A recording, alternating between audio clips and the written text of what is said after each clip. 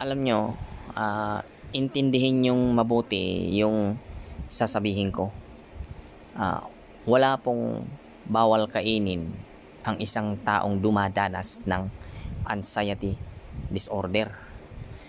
Kasi ganito yan, kapag ka ikaw ay iiwasan mo na yung isang pagkain, kagaya ng soft drinks, alak, o yung mga mamantika, at kung ano-ano pang mga processed food, diba ganyan. Kapag ganyan, kumbaga yan ay iiwasan mo na.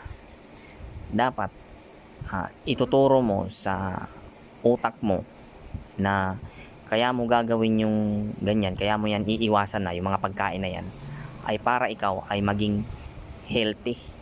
Kumbaga, para hindi tumaas yung sugar mo, o para hindi tumaas yung BP mo.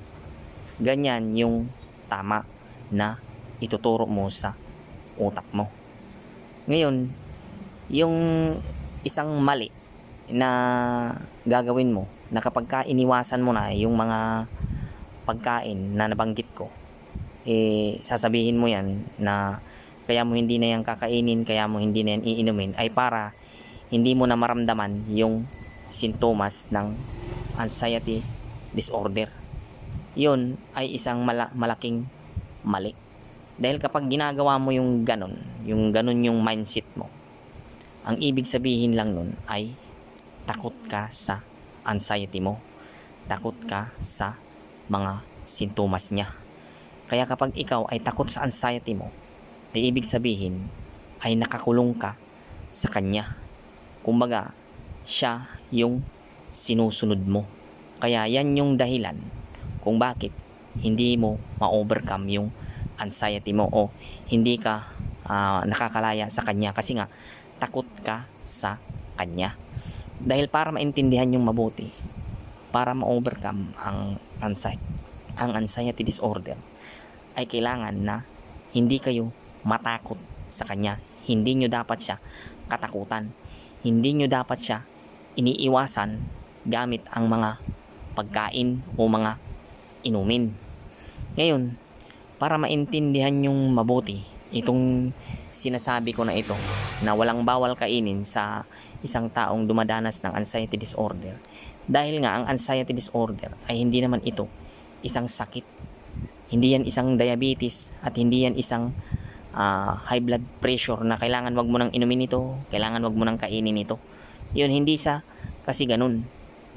Dahil ang anxiety disorder nga, para maintindihan yung mabuti, kahit wala kang kainin o kahit meron kang kainin, basta diagnose ka na ng anxiety disorder, ay mararanasan mo talaga yung mga sintomas niya.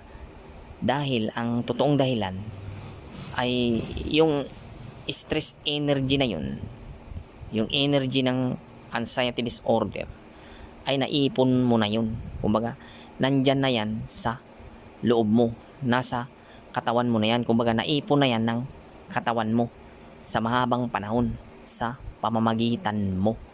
Kaya sa ayaw at sa gusto mo, ay mararanasan at mararamdaman mo yung mga sintomas na yan kahit wala kang kainin na mga bawal. Yan yung katotohanan. Kasi ang ibinabahagi ko dito, yung gusto kong matutunan nyo, ay yung hindi kayo dapat natatakot makaramdam ng takot para ma-overcome nyo yung anxiety nyo. Hindi nyo dapat kinakatakutan yung yung sintomas niya, o lalong-lalo na yung mga trigger. Hindi nyo dapat yun kinakatakutan, kasi nga ganun yung way para ma-overcome nyo siya. Dahil gaya nga ng sabi ko, paulit-ulit kong sinasabi sa inyo ito, na yung anxiety na yan, nandyan na yan sa loob mo, nandyan na yan sa katawan mo. Anytime, kahit anong oras, kahit anong araw, kahit anong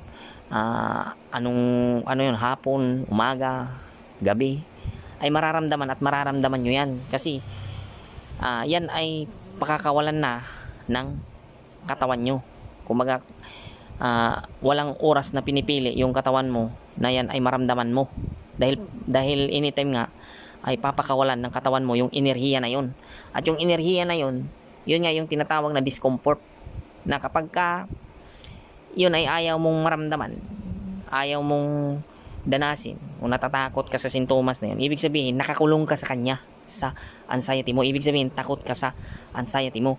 Kaya yung nagsasabi na bawal kainin yung ganito, bawal inumin na yung ganyan, o wag nyo nang, iwasan nyo na yung mga pagkain na ganyan, iwasan nyo na yung mga inumin na ganyan, ang ibig sabihin po niyan, no, isa lang, ay walang iba kundi takot sila sa anxiety nila. Takot silang makaramdam ng anxiety nila. Takot sila sa sintomas ng anxiety nila. Kaya kapag takot ka sa sintomas ng anxiety mo, ibig sabihin, hindi ka malaya. Hindi ka, walang freedom. Kumbaga ganun ba? Kumbaga yung, ano dun yun nga, yung nakakulong ka sa anxiety mo. Kaya ulitin ko, no, kapag iiwasan nyo yung mga pagkain, o yung mga inumin na yun, ang mindset nyo dapat ay gagawin nyo yun para gusto nyo maging healthy. Hindi nyo dapat sabihin na kaya ko iiwasan ito ay para hindi ko maramdaman yung sintomas ng anxiety disorder, o para hindi ako makaranas ng discomfort. Kasi kapag ganun yung ginawa nyo, ibig sabihin nakakulong talaga kayo sa anxiety nyo. Ibig sabihin takot talaga kayo sa anxiety nyo. Kaya yun yung paraan kung bakit hindi nyo, yun yung dahilan kung bakit hindi nyo na-overcome yung anxiety nyo. Kasi takot kayo sa kanya.